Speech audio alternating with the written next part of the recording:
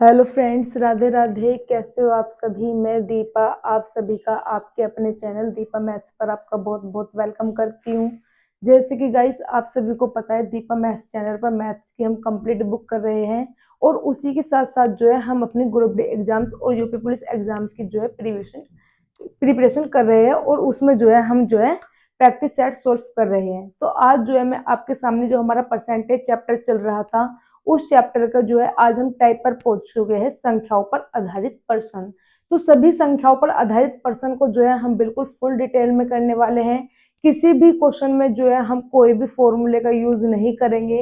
हर question को बिल्कुल छोटी छोटी गुना भाग ऐड करना, सब्ट्रैक्ट करना, सब चीजें जो है हम उसी में जो है नए नए ट्रिक के साथ जो है सोल्व करेंगे।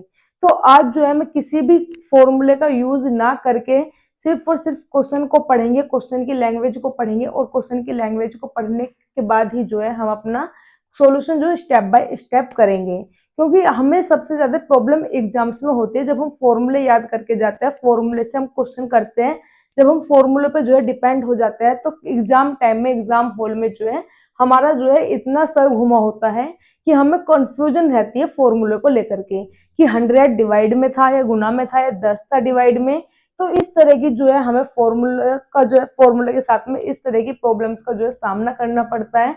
तो इसलिए हम किसी भी फॉर्मूले का यूज ना करेंगे, क्योंकि अगर फॉर्मूले का यूज ही नहीं करेंगे तो एग्जाम टाइम में फॉर्मूले वाली समस्या जो है हमारे सामने नहीं आने की है। तो आज जो है हम सभी क्वेश्चन को करेंगे, बिल्कुल किसी भी फॉर्मूले को यूज नहीं करना है। देखिए आप सभी को पता है का मतलब अगर इंग्लिश में देखा जाए तो ऑफ होता है, और अगर मैथ में देखा जाए, क्या मैथ में भी कोई मीनिंग होता है इसका का? जी हाँ, बिल्कुल। मैथ में जो मीनिंग होता है का वो होता है गुना। का मतलब क्या होता है? गुना होता है। मतलब का मतलब जो है मल्टीप्लाई होता है। तो का जो मतलब है मल्टीप्लाई है। बस इतनी सी जो चीज है वो आपको पता होनी चाहिए कि अगर का को देखें इंग्लिश में ऑफ बोलते हैं, और अगर मैथ में भी इसका कोई मीनिंग है तो मैथ में इसका मीनिंग क्या है? मल्टीप्लाई है, गुना है। बस इतनी सी चीज को लेकर के जो है अब हमारे सारे क्वेश्चन जो है परसेंटेज चैप्टर के बिल्कुल सोल्व हो जाएंगे। अब किसी भी क्वेश्चन में हमें कोई भी दिक्कत नहीं होने वाली है। तो देखिए जैसे कि हमारे सामने फर्स्ट क्वेश्चन दिया हुआ है, एक संख्या को पहले 10% बढ़ाया गया, फिर 20% बढ़ाया गया, मूल संख्या में कुल कितने प्रतिशत की वृद्धि हुई है? देखिए एक संख्या पहले 10% बढ़ाई गई है, फिर 20% बढ़ाई गई है, अब मूल संख्या में कितने प्रतिशत की जो है वृद्धि हो चुकी है, ये हमसे पूछा गया है क्वेश्चन में। तो देखिए जब भी क्वेश्चन में मूल, क्वेश्चन क्या होता है, देखिए जो हमारे पास मूल संख्या होती है, सबसे पहले ध्यान देना मूल संख्या क्या होती है। मूल संख्या अपने आप में 100% होती है। कोई भी हम संख्या को मानेंगे, अपने आप में कोई भी संख्या होती है क्या होती है? वो 100% है। अगर मेरे पास ये मार्कर है, इस मार्कर को मैंने खरीदा है 10 रुपए का, तो ये 10 रुपए भी अपने आप में क्या है? 100% की वैल्यू रखते हैं। तो कोई भी चीज अपने आप में अगर प्रतिशत में देखा जाए तो कोई भी चीज अपने आप में 100% है। अब देखिए ये मार्कर जो है 100% है। अगर इस मार्कर पे से मैं कैप हटा देती हूँ तो ये कैप मान लो कुछ ना कुछ परसेंटेज है जो इस पे से हटी है। ठीक है, जो भी इसका वजन होगा, कुल वजन जो होगा वो अगर अपने आप में 100% है तो कैप के वजन से कुछ कैप का वजन जो हट गया है, अब ये लगभग जो है 98-97% तक बच गया है लगभग में। तो कोई भी चीज अपने आप में क्या लेट करेंगे हम? 100% होती है। तो देखिए अब इसमें कोई भी चीज अपने आप में क्या है? 100% है। देखिए कोई भी चीज अपने आप में 100% है। अब उसने कहा है कि इसको जो है 10% बढ़ा दिया। 100% तो पहले से थी, 10% बढ़ा दिया है, तो 100 प्लस 10 कितना हो जाएगा? 110। 110 जो है हो चुका है। 110 प्रतिशत हटाती हूँ तो नीचे जो है 100 आता है। देखिए किसी भी संख्या को आपने स्टार्टिंग में पढ़ा होगा कि किसी भी संख्या का अगर हम परसेंटेज हटाते हैं तो उसको जो है 100 से डिवाइड कर देते हैं। तो मैंने वही किया है, प्रतिशत हटाया तो 100 से क्या कर दिया? डिवाइड कर दिया। अब कहा कि इस संख्या को जो है 20% बढ़ाया गया है। अगर देखिए 20% बढ़ाती हूँ तो इसका मतलब हो जाएगा 120, क्योंकि 100 में 20 ऐड कर दूंगी, प्रतिशत हटाऊंगी, नीचे कितना आ गया? 100। इन दो जीरो से ये दो जीरो कट गई, इन दो जीरो से ये दो जीरो कट गई। 12 की जो है गुना कर देंगे हम 11 में। 12 की गुना 11 में करेंगे, कितना आ जाएगा? 132। 132 जो परसेंटेज जो है ये बन गई है हमारी। 132% जो है बन चुकी है। मूल संख्या हमारी जो है मूल संख्या में कुल कितने प्रतिशत की वृद्धि हुई है, ये हमसे पूछा गया है। तो मूल संख्या हमने जो भी संख्या स्टार्टिंग में लेट करी थी वो कौन सी संख्या थी हमारे पास, 100 हमारे पास थी। अब कितनी हो गई है, 132। इसका मतलब जो है वृद्धि हुई है, कितनी की वृद्धि हुई है, 132 में से जो है मैंने मूल संख्या घटा दी जो 100 मानी थी, मतलब 32% की जो है इसमें वृद्धि हुई है। नेक्स्ट क्वेश्चन देखिए, एक संख्या का 13% उसी संख्या के 5% से 16 ज्यादा है, तदनुसार वह संख्या है। देखिए एक संख्या का 13% उसी संख्या के 5% से 16 ज्यादा है। कितना ज्यादा है, 16 ज्यादा है। अगर प्रतिशत में देखा जाए तो कितने प्रतिशत ज्यादा है, 5% से 13% हुआ है, 8% ज्यादा है। अगर प्रतिशत में देखूं तो 8% ज्यादा है, और नंबर में कितना कहा है इन्होंने, 16 ज्यादा है। नंबर में कितना ज्यादा है, 16 ज्यादा है। कोई भी संख्या अपने आप में 100% होती है, मतलब 100% की वैल्यू निकाल लेनी है। 8% 16 के बराबर है, तो 1% जो है 2 के बराबर होगा, क्योंकि 8 दूनी 16। 100% होगा 2 गुना 100 200, मतलब 200 की संख्या जो थी वो 200 थी। नेक्स्ट क्वेश्चन है, यदि 120 एक संख्या का 20% हो तो उस संख्या का 120% कितना होगा। यदि 120 एक संख्या का, एक संख्या हमने x मानी, का मतलब होता है गुना, 20% प्रतिशत हटाऊंगी, नीचे जो है 100 आएगा। ये किसके बराबर हो, 120 के बराबर हो, तो 120 के बराबर हमने रख दिया है। देखिए 20 से ये कटिंग हो जाएगी यहाँ पे 5 पे, 5 की गुना यहाँ पे कर दूंगी, तो x की वैल्यू कितनी आएगी, 12 पंजे 60, 600। अब बोले इस संख्या का 120% कितना होगा। संख्या कितनी है हमारे पास, 600। 600 का मतलब होता है गुना, 120 प्रतिशत हटाऊंगी, नीचे कितना आ जाएगा, 100। इन दो जीरो से ये 2 जीरो कटेगी, 12 छिक्का 72, 720 जो है इसका बिल्कुल करेक्ट आंसर हो जाएगा। नेक्स्ट क्वेश्चन है, दो संख्याएं किसी तीसरी संख्याएं से क्रम से 80% व 35% बड़ी है, दोनों संख्याओं का अनुपात क्या होगा। दो संख्याएं हैं किसी तीसरी संख्या से, कितनी है, 80% और 35% बड़ी है। मान लो कोई संख्या जो है हमारी 100% है, इससे जो है एक 80% ज्यादा है तो 180 हो जाएगा, दूसरी 35% बड़ी है तो ये 135% हो जाएगा। इन दोनों संख्याओं का हमसे अनुपात पूछा है। देखिए 135 और 180 कटिंग करेंगे,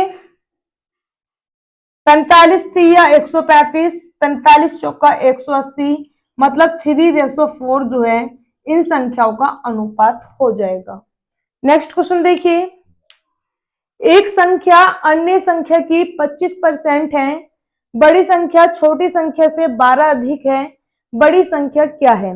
देखिए एक संख्या जो है दूसरी संख्या से, एक संख्या हमने x लेट करी, दूसरी y लेट करी, एक संख्या अन्य संख्या की 25% है। इसका मतलब अगर मैं इस वाली संख्या को 100% लेट करती हूँ तो ये कितनी हो जाएगी, इसकी 25%।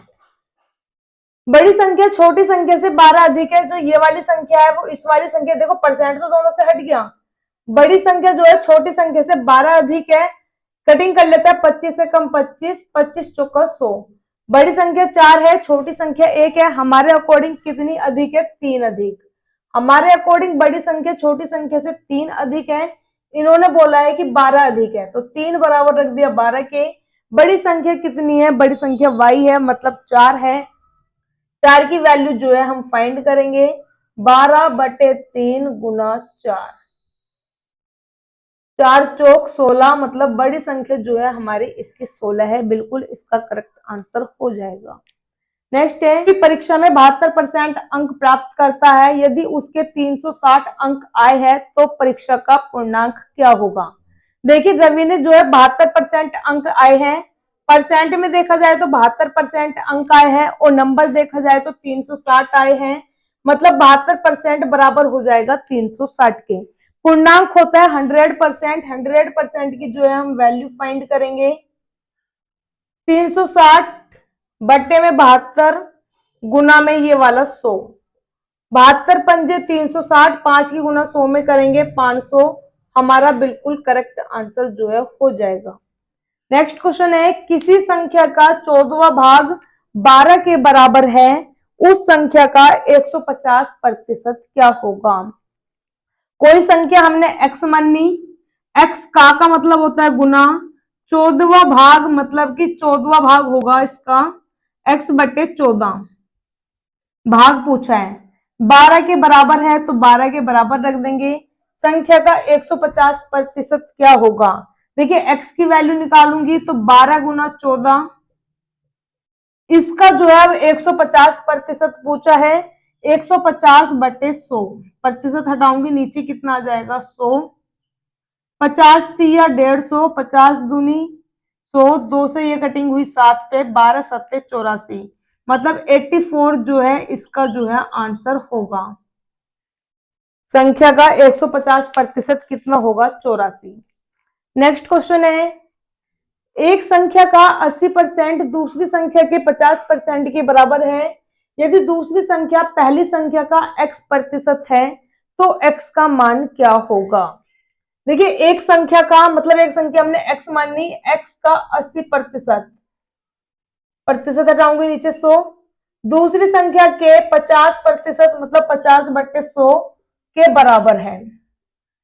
100 से 100 कटा, इस जीरो से ये वाली जीरो कटी, अगर मैं ऐसे x/y की वैल्यू निकालती हूं, ये y इधर अपॉन में जाएगा तो 8 इधर अपॉन में आएगा, मतलब 5/8। यदि दूसरी संख्या पहली संख्या का x% है, दूसरी संख्या क्या है हमारी y पहली संख्या का जो है x% है, मतलब 8 जो है 5 का x% है, तो x का मान निकालना है, कटिंग करेंगे, 5 से ये कटिंग होगी 20 पे, 20 डिवाइड में है मल्टीप्लाई में जाएगा, 20 गुना 8 160 आंसर, मतलब इसका जो है ये 160 आंसर हो जाएगा। नेक्स्ट क्वेश्चन है, एक संख्या का 3/7 भाग उसके 40% से 12 अधिक है, संख्या का 60% होगा। देखिए एक संख्या का 3/7 भाग, एक संख्या x का 3/7 भाग उसके 40% से, मतलब संख्या के 40% से, संख्या कितनी है x, x का जो 40% मतलब 40/100 से 12 अधिक है, अधिक या कम के लिए बीच में जो है माइनस का निशान आता है। इस एक जीरो से ये वाली एक जीरो कटेगी, अब जो है फ्रैक्शन में क्रॉस मल्टीप्लाई कर देंगे, 10 तिया 30, अभी और कटिंग हो रही है 2 पे और ये कटिंग हुई 5 पे, अब करेंगे क्रॉस मल्टीप्लाई, 5 3 जा 15x, 7 2 जा 14x, बीच में माइनस, 7 5 जा 35 इक्वल टू 12, 15 में से ये 14 घटेगा, x बचेगा 12 और ये 35 इधर मल्टीप्लाई में चला जाएगा, कीजिए मल्टीप्लाई, 35 दूनी 70, जीरो कैरी जाएगा 7, 35 से कम 35 और 7 42, मतलब 420 जो है इसका बिल्कुल करेक्ट आंसर जो है हो जाएगा। नेक्स्ट है, किसी संख्या का 4/5 भाग उसके 65% से 60 अधिक है तो वह संख्या क्या है। इसका जो है आप सभी को कमेंट में बताना है कि इसका आंसर जो है क्या आएगा।